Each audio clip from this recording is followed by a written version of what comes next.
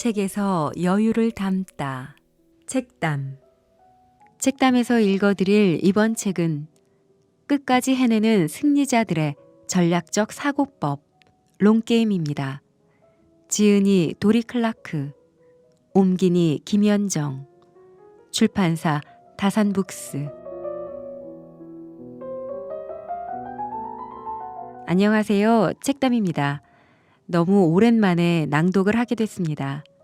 본업이 바빠지기도 했고 목 상태도 그닥 좋지 않아서 잠시 책담을 쉬게 되었는데요. 쉬는 동안 구독자분들이 생각지도 못하게 많이 늘어서 그저 감사할 뿐입니다. 오늘 읽어드릴 책은 장기적인 안목으로 삶을 재정비할 수 있는 방법을 알려주는 자기계발서 롱게임입니다.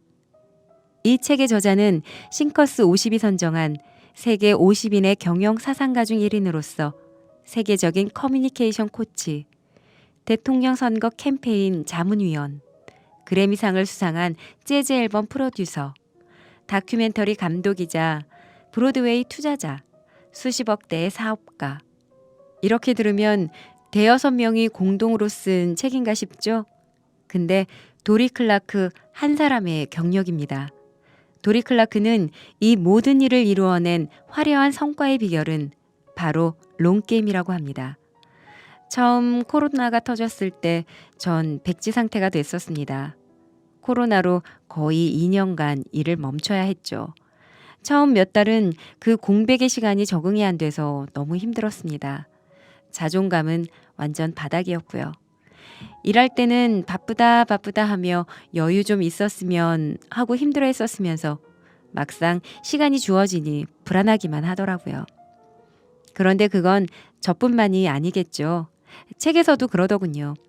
미친 듯이 바쁘게 사는 것과 이 사실을 타인에게 알리는 것은 의식적으로든 무의식적으로든 자존감 유지에 중요한 역할을 한다라고. 지금 저는 다시 일을 시작했습니다.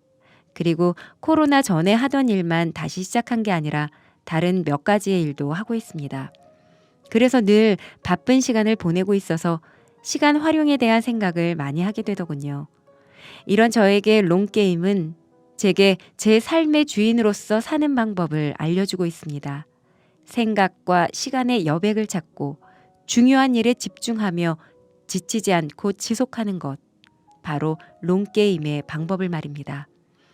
여러분은 지금 어떤 시간을 살고 계신지요? 현대를 살아가는 우리는 늘 일상에 지쳐 뒤도 돌아보기 힘들고 헐레벌떡 하루하루 바쁘게 삶의 노예처럼 살고 있는 건 아닐까요? 그렇다면 이 책을 한번 읽어보시고 자신의 삶을 다시 한번 재정비해보는 건 어떨까요? 삶은 마라톤이라고 하잖아요. 길게 보고 우리가 걸어온 길을 한 번씩 돌아보며 살아간다면 좋을 것 같습니다. 오늘도 잘 들어주시고 행복하세요. 경영대학원에서 임원들을 위한 교육 프로그램의 강의를 맡고 있었을 때다. 한 번은 어느 대형 재무 서비스 기업에서 성과가 가장 좋은 직원 30명을 대상으로 이틀간 특별 수업을 진행했다.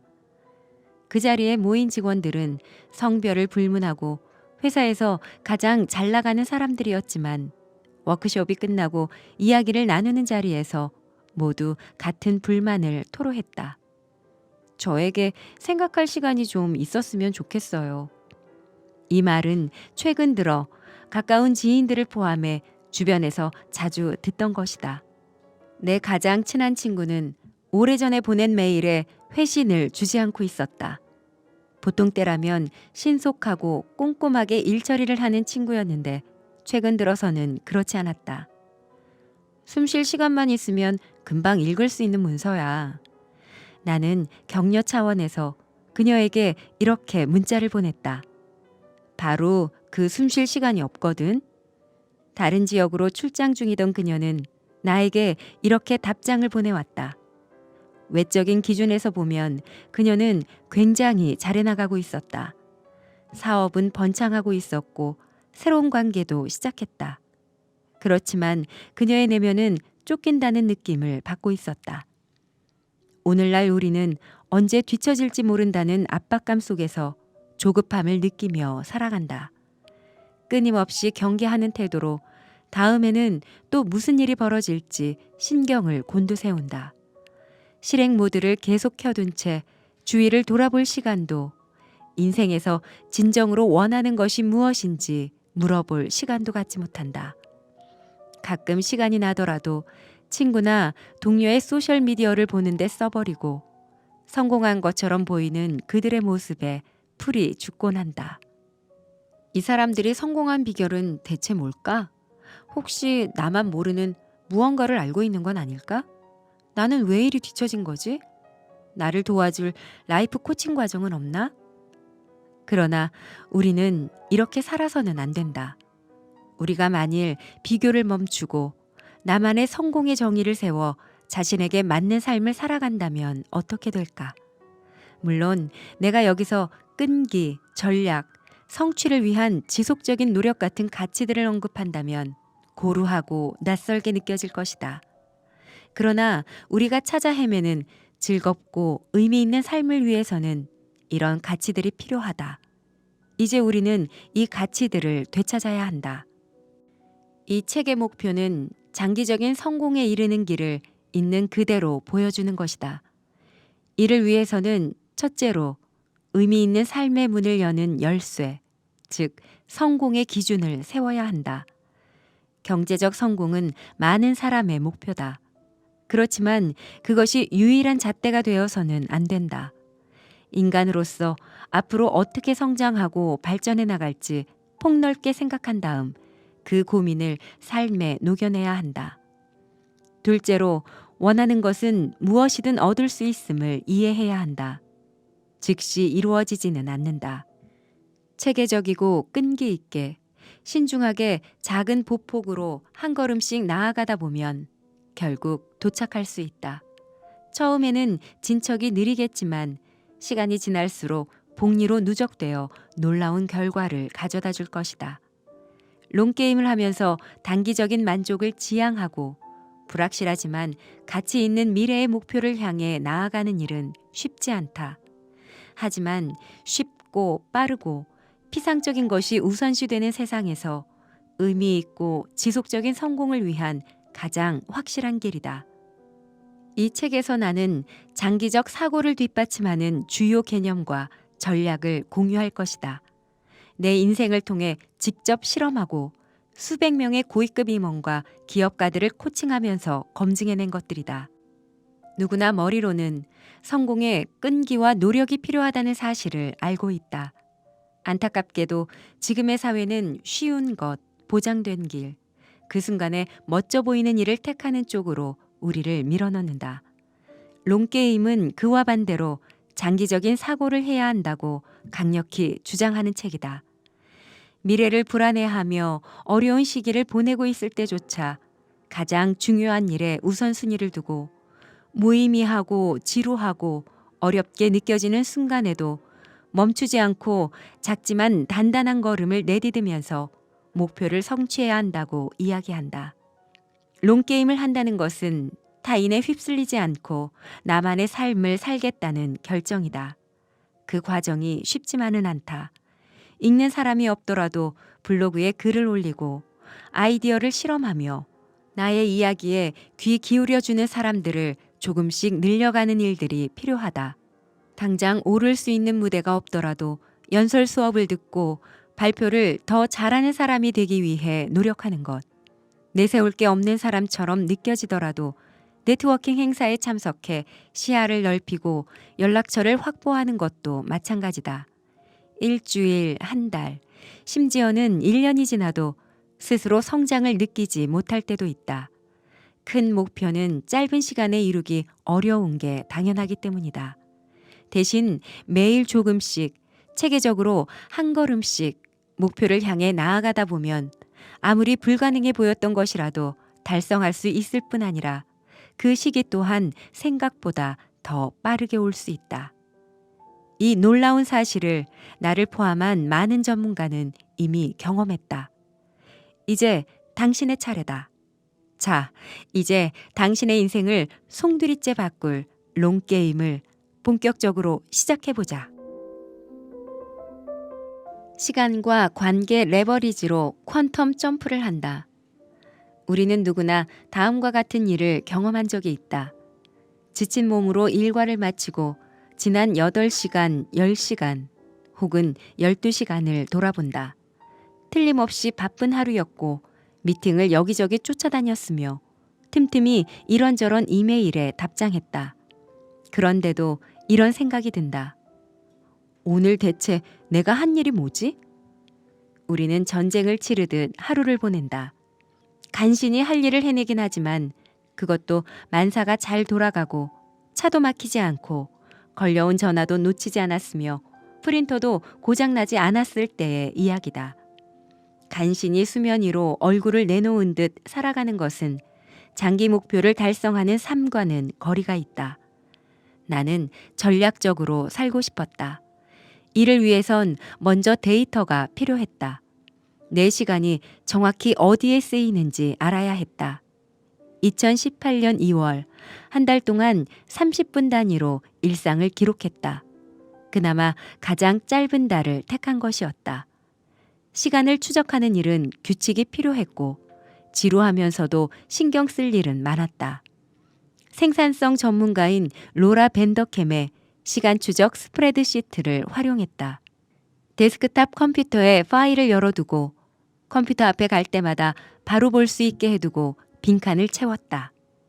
오후 2시부터 2시 30분 고객과의 통화, 오후 2시 30분부터 3시 이메일, 오후 3시부터 4시 30분 기사 작성. 한 달 동안 기록한 결과 발견한 사실은 가히 충격적이었다. 그해 2월에 나는 강력한 깨달음을 얻었다. 하루 24시간의 한계를 뛰어넘는 멀티태스킹 전략. 중요한 일을 위해 전략적으로 시간을 쓰려면 지금까지와는 전혀 다른 질문을 해야 했다. 첫 번째 질문. 낭비되는 시간을 어떻게 활용할까? 누구에게나 일주일에 168시간이 주어진다. 나 또한 인터넷 화면을 스크롤하면서 시간을 낭비한 적도 있었다. 반면 멀티태스킹을 통해 한 번에 여러 가지 일을 처리하면서 일주일에 추가로 48시간을 만들어내기도 했다. 사람들이 자주 비판하고 나는 잘못된 멀티태스킹은 병행해서는 안 되는 두 가지 일을 한 번에 처리하는 것이다. 예를 들어 컨퍼런스 콜에 참석해 이메일을 쓰는 식으로 말이다. 대화에 주의를 기울여야 하는 상황에서 논리적인 문장을 작성하기는 어렵다. 반면 상호 보완적인 두 가지 일을 한 번에 처리할 수 있는 좋은 멀티태스킹도 있다. 예를 들면 헬스장에서 운동하면서 오디오북 듣기, 저녁 식사를 준비하는 동안 엄마에게 전화하기, 비즈니스 고객과 연극 공연 관람하기 등이었다. 시간 추적 기록을 했을 때 이렇게 적절하게 두 가지 일을 효율적으로 처리한 경우 2번으로 나누어 적었고 따로 30분씩 기록했다. 엄마와 통화, 요리처럼 말이다. 이런 시간만 합쳐보니 한 주를 기준으로 기대한 것보다 29% 많은 시간을 활용할 수 있었다. 추가로 평상시에 하는 활동들을 최적화하는 동시에 무용하게 보내기 쉬운 한가로운 시간을 찾았다. 이 시간에 무엇을 하면 좋을지 알아보기로 했다. 예전에 러시아 상트페테르부르크에 갔을 때였다.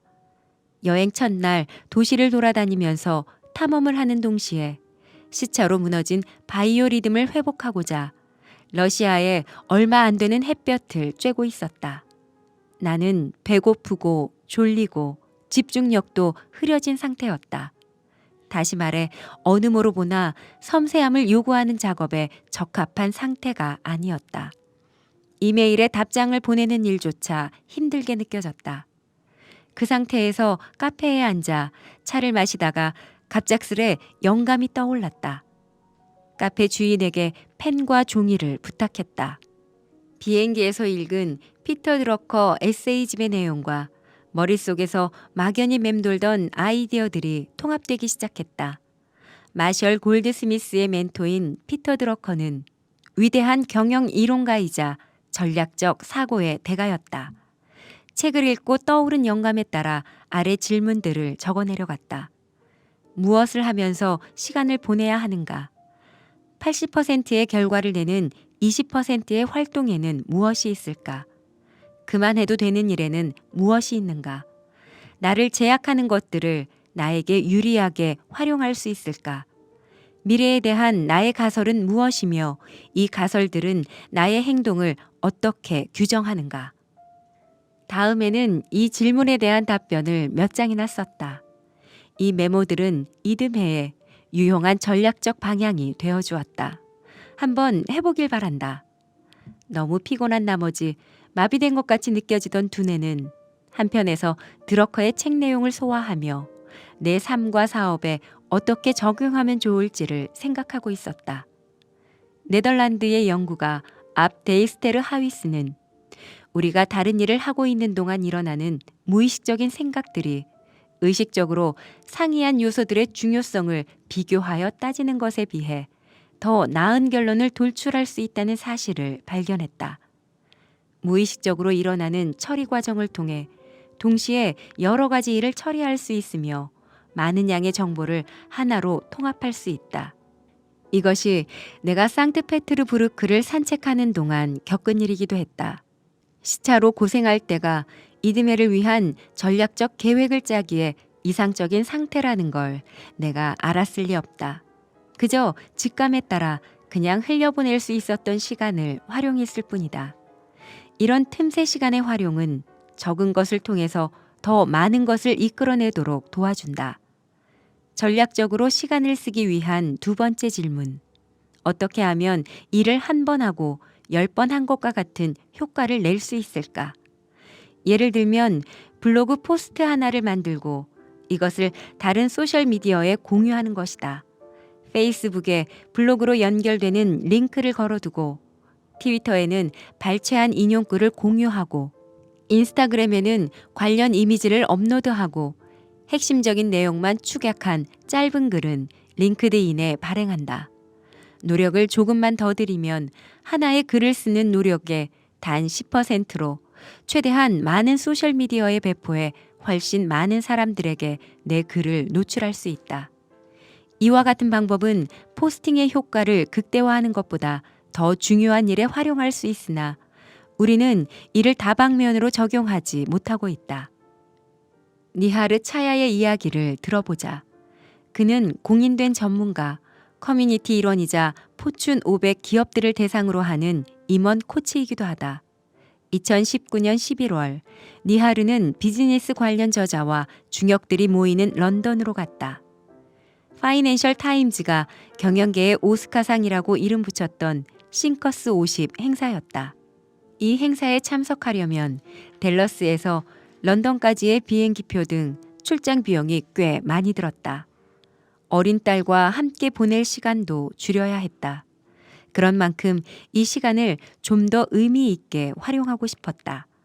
대부분은 최대한 많은 사람에게 자신을 소개하거나 특정 참석자들과 깊은 대화를 나누는 것을 생각할 것이다. 그러나 니하르는 최대한의 가치를 끌어내기 위해 넓은 시야를 갖고 접근했다. 행사가 끝나고 그는 포브스의 싱커스 50에 참여한 경험을 기사로 썼고 이로써 책정된 기고 횟수를 채웠다. 그는 기사에서 행사를 통해 만난 하버드 경영대학원의 에이미 에드먼드슨과 와틴스쿨의 스튜어트 프리드먼 등 유명 인사와의 일화를 언급했다. 이 기사를 소셜미디어에 공유해 새로운 인맥을 공고히 하고 상대가 자신을 확실히 기억하도록 했다. 이 글을 쓴 이후 그는 또 다른 이점을 발견했다. 싱커스 50 공동 설립자 중 한 사람과의 인터뷰가 성사되어 새로운 관계를 구축할 좋은 구실이 되어준 것이다. 행사를 통해 배운 것을 기록으로 남김으로써 커리어 개발에 활용할 수도 있었다. 싱커스 50이 고위급 리더들의 행사임을 감안했을 때 그의 커리어와 사회적 신뢰도를 높여주었음은 두말할 필요도 없었다. 대부분의 사람들은 한 가지 일을 한 뒤에 멈춰선다. 아주 힘들고 시간과 비용이 많이 드는 일은 더더욱 그렇다. 한 번의 활동을 지렛대로 이용해 하나 이상의 가치를 끌어낸다면 시간도 노력도 절약되고 생산성은 높아져 경쟁력에서 우위를 점할 수 있다. 우리는 시간과 일정 앞에서 무기력함을 느끼는 경우가 많다. 그럴수록 장기적인 관점에서 생각하고 행동하는 능력이 마비된다. 하지만 우리는 통제력을 가지고 있다. 시간 제약을 뛰어넘어 새로운 방식으로 일할 수 있다. 하나의 돌을 던져 2마리 이상의 새를 잡을 수 있다.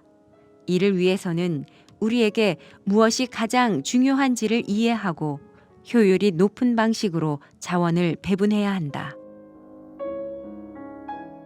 끝까지 해내기 위한 회복력을 기른다.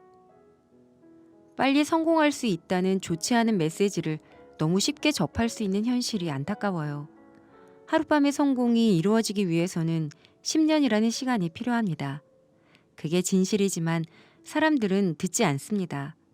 지름길이 있을 거라고 믿고 싶으니까요. 지름길을 달리고 있는 것처럼 보이는 사람이 나타나면 자신도 그렇게 하고 싶다고 생각하죠. 이 말을 한 론 카루치 또한 사람들이 하룻밤 사이에 성공을 이뤘다고 할 법한 사람이다. 작은 컨설팅 회사의 수장인 그는 몇 년 동안 정기적으로 하버드 비즈니스 리뷰와 포브스의 기사를 발표해왔다.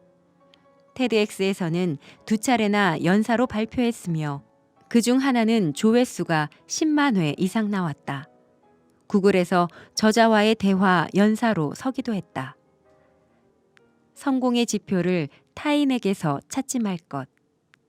2015년 나와 코칭 고객으로 만났을 때만 해도 론은 혼란스러워하고 있었다. 자신의 전문 분야에서 뛰어난 실력을 가지고 있었고 고객들은 그를 극찬했다. 글쓰기 실력이 탄탄한 작가였으며 생각을 나누는 것도 좋아했으나 가까운 사람들 외에는 그의 말을 들어주지 않는다는 게 문제였다. 그는 언제까지나 알려지지 않은 사람으로 남을 것 같았다. 나는 즉시 문제를 발견했다. 론의 글은 멋지고 통찰력이 있었지만 그의 회사 블로그와 뉴스레터에서만 볼 수 있었다. 그의 네트워크 밖에 있는 사람은 그를 발견할 수 없었다. 우리는 그가 다양한 소셜미디어에 노출되도록 시스템을 구축하기 시작했고 동시에 론은 잘 알려진 언론에 글을 실을 수 있는 방법을 찾기 시작했다. 그는 이 과정에서야 비로소 자부심을 느낄 수 있었다.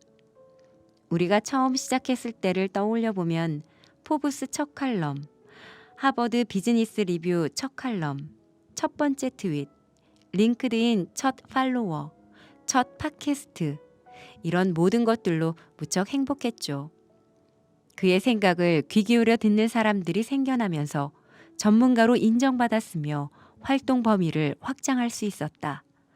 하버드 비즈니스 리뷰에 발표한 기사들은 폭발적인 반응을 얻어 그의 가장 인기 있는 기사 10개 중 하나로 선정되었다.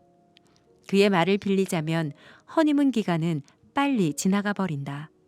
심리학자들은 이것을 쾌락 적응이라고 부른다. 이것은 특정 상황으로부터 우리가 느끼는 행복과 흥분이 사라지고 다시 원래 수준으로 되돌아가는 현상을 말한다. 저명한 매체에 주기적으로 글을 싣는 일은 1, 2년 전의 론에게 엄청난 성공이었지만 이제 그는 다른 문제들과 싸워야 했다. 포브스에서 기사 조회수가 400회라면 당신의 글은 형편없는 겁니다. 조회수가 1만 회가 나왔더라도 3만 회는 아닌 거죠. 하버드 비즈니스 리뷰에서는 기사가 거절당하기도 하고요. 그러면 내가 못 쓰는구나 하고 생각하죠. 물론 편집자들이 그에게 이런 말을 하지 않는다. 친구와 가족, 고객 모두 조회수를 알아채거나 신경 쓰지도 않는다. 그의 코치였던 나는 일부 글들이 다른 글들보다 나은 것은 지극히 통상적인 일이라고 그를 안심시켜 주었다. 이것은 당연하게 맞닥뜨리는 과정이지만 내면의 목소리를 잘 다루기는 어렵다. 사람들은 자신이 중요하다는 느낌이나 인정받는다는 느낌을 위해 다른 사람에게 의존하는 경향이 있습니다. 스스로 자격을 박탈하는 거죠. 기사 조회수나 공유 횟수처럼 허영심을 충족시켜주는 수치들을 보면서요. 컨퍼런스에 가면 누가 혹은 얼마나 많은 사람이 말을 거는지를 신경 쓰죠. 이런 잘못된 기준들을 내려놓아야 해요. 중독성이 강해서 힘들긴 하지만요. 론은 큰 성공을 거두고 있는 것처럼 보인다. 2019년 가을 무렵에는 하버드 비즈니스 리뷰와 포브스의 100개가 훨씬 넘는 기사를 발표했다. 하지만 그는 아직 부족하다고 생각했다. 그가 해내지 않은 일들에 더 신경 썼기 때문이다. 그중 하나는 아직 초대형 베스트셀러를 내지 못했다는 것이었다. 그에게는 계획이 있었다. 비즈니스 윤리에 대한 심도 있는 책, 솔직히 말하자면의 기획안을 썼다. 기업과 개인들이 잘못된 길을 가는 이유를 밝히고 이런 일을 예방하기 위해 어떻게 해야 하는지 담아낼 생각이었다. 이 책이 커리어의 정점이 될 거라고 확신했지만 수많은 거절 메일을 받아야 했다. 끔찍했어요. 준비가 안 되어 있었거든요. 서너 달은 어두운 터널 같은 시간을 보냈어요. 감정적으로 자기 비하, 무기력 같은 증세를 겪었죠. 타인과 나를 비교하면서 피해의식에 빠져들었어요. 화나고 박탈감이 들고 모든 게 엉망진창이었죠. 계획대로 되지 않을 때 성공이 하룻밤 사이에 이루어지지 않는다는 걸 모두 안다. 잘하고 있는 것처럼 보이는 사람이나 빨리 가는 것처럼 보이는 사람을 마주치면 내가 뭘 잘못하고 있는 건 아닌지 곱씹는다. 이성적으로는 중간에 헤매거나 실패할 수 있고 출발부터 잘못됐을 수도 있다는 것을 알고 있다. 출판사 12곳에서 J.K. 롤링의 해리포터를 거절했던 것처럼 말이다. 그러나 실제로 우리에게 그런 일이 닥칠이라는 것은 받아들이지 못한다는 게 문제다. 물론 나도 예외는 아니었다. 대학 시절 나는 뛰어난 학생이었다. 그리고 교수라는 직업을 동경했다. 종일 책을 읽고 생각하고 자신의 생각을 이야기하는 걸로 돈을 받다니 실로 멋진 직업이 아닌가. 그에 매료된 나는 학계에서 커리어를 키워나가기로 결심했다. 하버드 대학교 신학부 신학전공 석사과정을 수료하고 박사과정에 입학하기 전까지만 해도 성공할 수 있으리라 여겼다. 결과는 달랐다.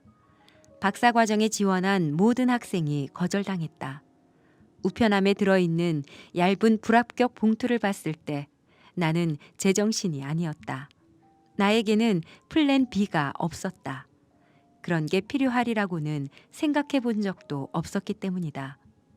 현재 나는 듀크 대학교, 퓨과 경영대학원과 콜롬비아 경영대학원에서 학생들을 가르치고 있다. 그리고 지구상 거의 모든 대륙에 존재하는 최고의 경영대학원에서 강의했다. 실제로 나는 쓰고 말하고 생각하고 학생들과 교류하는 일을 좋아하고 잘했다. 어렸을 때 생각한 진로가 틀리지 않았던 것이다. 기업 입사나 박사과정 입학처럼 심사관이 있는 경우 확신을 주지 못하면 의미가 없다. 단기적으로 거절당하기도 하고 실력을 인정받지 못하기도 한다. 블로그나 팟캐스트처럼 심사관이 없는 상황에서도 하룻밤 사이에 성공하는 일은 거의 없다. 청중을 구축하는 시간이 필요하다. 어떨 때는 일이 아직 안 되고 있는 건지 아예 안 되는 건지 판가름하기가 어렵다. 우리는 권위 있는 사람들이 자격 있음의 기준을 제시해주는 일에 너무나 익숙하다. 그렇지만 문제는 그들이 틀릴 수도 있다는 것이다. 론 역시 자신의 책 기획안이 연속으로 퇴짜를 맞자 이렇게 생각했다. 최종 통보라는 생각, 끝이라는 느낌이 들었죠. 온 세상이 저에게 이 책을 쓰지 말라고 이야기하는 것 같았어요. 정말로요. 그러나 탁월함은 결국 빛을 발한다. 아무도 듣지 않는 것처럼 보이는 순간이나 심사관이 당신에게 필요한 자격이 없다고 생각하는 순간에도 계속해 나가는 끈기가 필요한 이유다. 거절로부터 회복하기. 앤 슈거는 성공한 임원 코치로 유수의 기업뿐 아니라 하버드 경영대학원의 임원 교육 프로그램에서 일하고 있었다. 글 쓰는 것을 좋아했고 취미로 온라인에서 시 작문 수업까지 들었다. 유명 매체에 글을 발표한 적도 있었다. 그러니 인기 간행물에 글을 실을 기회가 주어졌을 때 좋은 도전이 될 거라고 생각했다. 그녀는 6개월 동안 코칭 클라이언트들과 일하는 동시에 늦은 저녁과 주말 시간을 이용해 글을 써나갔다. 그녀를 비롯한 고객들이 마주하고 있는 문제들이면서 다른 전문가들도 겪고 있을 법한 문제, 즉 업무 위임, 번아웃, 창조력 등의 주제들에 관한 기사였다. 어느 날 편집자가 그녀의 글에 혁신적인 면이 없다고 했다. 앤이 35개의 기사를 무료로 제공한 뒤였다. 그녀는 당시를 이렇게 회상한다. 저도 인정했죠. 그러고는 울었어요. 솔직히 누군들 안 그러겠는가. 슬픔과 자기 의심에서 회복하기 위해 앤은 비슷한 실패를 겪었던 친구와 동료들에게 전화를 걸어 그들은 어떻게 회복했는지 물었다. 그중 한 명은 결코 회복하지 못했고 그 이후로 다시는 글을 쓰지 않는다고 했다. 앤은 두려움에 떨었다. 한 번의 거절이 누군가의 창조적인 활동을 영원히 막아버릴 수도 있다니 더는 이런 실수를 저지르지 않겠다고 그녀는 다짐했다. 5개월쯤 후 그녀는 또 다른 명망 있는 비즈니스 잡지에 기고하기 시작했다. 다시 도전한 것이다. 전문가가 되는 여정, 자신의 생각을 많은 사람에게 들려주는 여정은 쉽지 않다. 특히 초심자는 온라인상의 악플을 걱정한다. 누군가 나를 공격하면 어쩌지? 내 생각을 싫어하면 어쩌지? 일어날 수 있는 일이지만 그보다 훨씬 흔하게 일어나는 상황은 바로 완전하고 완벽한 무반응이다. 앤도 동의한다. 정말 오랜 기간 거기 누구 없어요? 하는 제 외침소리만 외롭게 메아리쳤죠. 때로는 한 명이라도 듣고 있는지 궁금해질 정도다. 열심히 노력을 쏟아부을 가치가 있는 일인지도 말이다. 연설을 하거나 기사를 내거나 프리젠테이션을 하는 일은 나에게 커다란 일이지만 타인은 알아채지도 못한다. 낙담할 수도 있다. 그렇지만 앤의 말처럼 끈기를 발휘하다 보면 빗방울처럼 사람들의 인정이 쏟아지기 시작한다. 누군가가 하버드 비즈니스 리뷰에 제 기사에 관심을 보였어요. 덕분에 한 팟캐스트에 초대받았죠. 링크드인에서 모르는 사람들로부터 일촌 신청을 받기 시작했고 이메일 리스트에는 새로운 구독자가 늘어났으며 서평을 써달라는 요청도 받았다. 이런 일들이 성공을 거두고 있다는 증거는 아니지만 사람들이 내 이야기를 듣기 시작했으며 앞으로 더 많은 이야기를 듣고 싶을 거라는 단서는 될 수 있다. 앤은 최근에 글쓰기를 시작한 지 3주년을 맞이했다며 나에게 이메일로 소식을 보냈다. 최근에 이런저런 일들이 일어나기 시작했어요. 요즘 들어서 제가 쓴 기사와 링크드인 포스트가 급속도로 퍼져나가요. 처음에는 2년 동안 평균 조회수가 100회 정도였는데 그 정도라도 신났거든요. 지난 한 달간 그녀의 링크드인 게시물 조회수는 5만 5천 회를 기록했고 포브스 기사도 1만 5천 회의 조회수를 돌파했다. 다르게 쓰는 것도 아닌데 말이에요. 앤은 자신이 3년 동안 가속도를 올려왔다는 사실을 깨달았다. 그녀는 이제 균형 잡힌 시각으로 볼 수 있었다. 오랜 시간 많은 노력이 들어가는 일이었어요. 앞으로도 갈 길이 멀고요. 지평선 너머에 성공의 단초가 반짝거리는 광경이 보이는가? 그것은 달콤하게 느껴진다. 나는 공인된 전문가 프로그램 참석자들에게 최소 2, 3년간은 자신의 생각을 더 많은 사람에게 공유하라고 한다. 그래야 결과가 나온다. 이것은 기존의 관념을 훌쩍 뛰어넘는 일이다. 불확실한 결과를 위해 많은 시간을 투자할 수 있어야 하기 때문이다. 왜 다른 사람들이 시작도 하지 않거나 빠르게 포기하는지 알기는 쉽다. 그렇지만 오히려 이 때문에 당신은 경쟁적 우위를 점할 수 있다. 무턱대고 좋은 일이 마법처럼 갑자기 이루어지기를 기다리는 대신 전략적 끈기를 발휘하면서 직접 결과를 만들어 보자. 하고 싶은 일이 무엇인지를 파악하고 오랫동안 행동으로 실천하면 다른 사람보다 앞서갈 수 있다. 사람에 따라 결과가 나오는 시기는 다르지만 나와 고객들의 경험에 비추어 보면 2, 3년 정도 투자했을 때 빗방울이 떨어지기 시작한다. 우리가 올바른 길로 가고 있다는 사실을 증명하는 작은 승리들이 나타나기 시작하는 것이다. 5년 차쯤 되면 당신의 경쟁자들이 따라잡을 수 없을 정도로 거리가 벌어진다. 잠재적 고객들이 검색 엔진에 검색어를 입력하면 당신의 기사가 뜬다. 이들이 전문 분야에 대한 팟캐스트 방송을 들으면 당신이 출연한다. 연사를 찾고 있거나 고급 인력을 구하거나 전문가 컨설턴트를 고용하고 싶을 때도 당신이 적합한 인물로 추천받을 것이다. 장기적 사고력을 키우는 3가지 생각 습관. 누구든 전략적인 사고를 통해 인생과 사업상의 목표를 깊게 생각하고 해당 목표를 성취하는 데 필요한 관점과 기술을 습득하고 싶어 한다.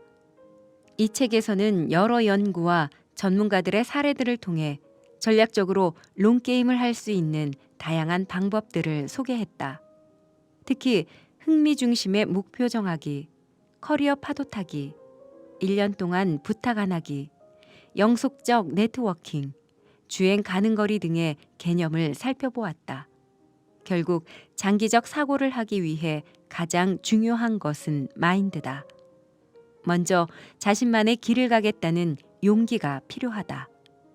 용기가 있어야만 타인이 만든 길을 따라가면서 느끼는 안정감을 버릴 수 있다. 오랫동안 실패자처럼 보여도 괜찮다는 결심도 필요하다. 결과가 나타나기까지 긴 시간이 필요하기 때문이다. 끈기를 갖고 끝까지 해나갈 수 있는 내면의 힘도 필요하다. 결과가 어떨지 확실히 알 수 없는 순간에 이 힘이 필요하다. 우리에게는 그 능력을 키울 수 있는 3가지 생각 습관이 있다. 이 마음 습관에 집중하면 장기적인 사고를 하며 살아가는데 도움이 될 것이다. 독립성. 장기적 사고의 핵심은 우리 자신과 우리의 목표에 진실한 삶을 사는 것이다.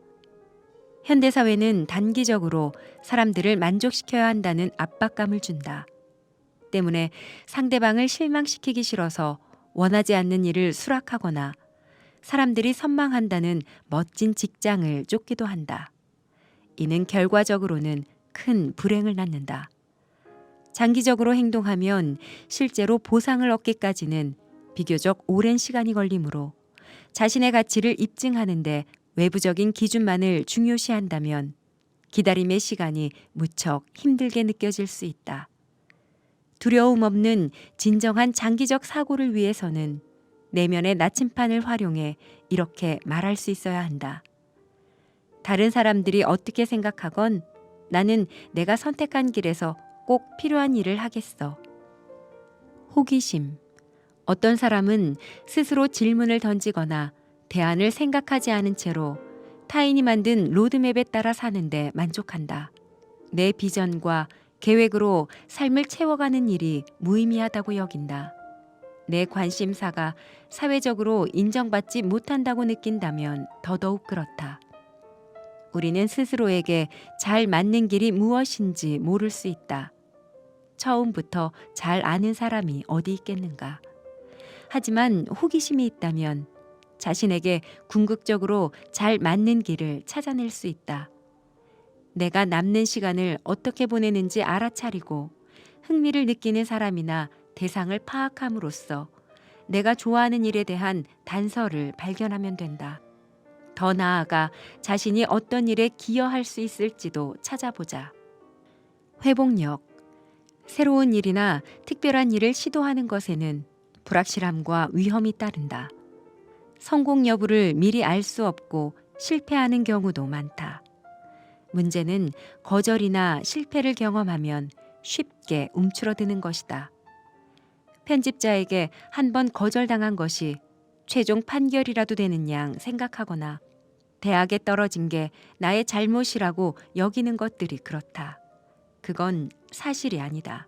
확률, 운, 심사자의 개인적 선호가 결과에 막대한 영향을 미칠 수 있다. 만일 100명에게 거절을 받았다면 꽤 명확한 메시지가 될 수 있다. 그렇지만 한두 명 혹은 10명 정도라면 아직 시작도 하지 않은 셈이다. 장기적인 사고를 하려면 회복력을 갖춰야 한다. 어떤 일이라도 첫 번째에 잘 되거나 예상한 그대로 진행되는 경우는 거의 없다. 따라서 늘 2안 혹은 3안, 4안, 5안, 안 되면 6안까지 준비해둬야 하고 다음과 같이 말할 수 있는 회복력도 갖추고 있어야 한다. 이번엔 잘 안 됐네. 다른 방법을 시도해봐야겠다. 탈수는 성공에 있어서 매우 중요한 변수다. 우리는 누구나 자신이 가진 기술을 연마하고 새로운 기술을 익히며 더 나은 장기적 사고를 할 능력을 가지고 있다. 이 책이 그러한 여정을 시작하고 원하는 목적지에 도착하기 위해 끈기 있게 필요한 전략을 찾는 데 도움이 되길 바란다.